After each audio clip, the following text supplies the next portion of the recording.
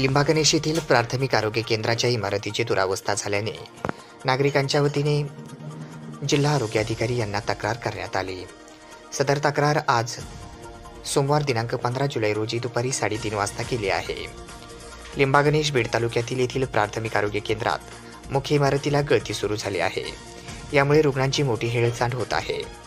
यामुळे जिल्हा आरोग्य अधिकारी डॉक्टर उल्हास कंडाळे यांना नागरिकांच्या वतीने निवेदन देण्यात आले आहे.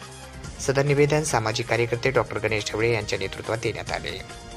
बीड तालुक्यातील लिंबागणेश येथील प्राथमिक आरोग्य केंद्रामध्ये लिंबागणेश पंचक्रोशीतील 12 वाड्यातील गोरगरीब रुग्णांना आरोग्य सेवा पुरविणाऱ्या लिंबागणेश प्राथमिक आरोग्य केंद्राच्या मुख्य इमारतीतील स्लॅब खराब झाला आहे.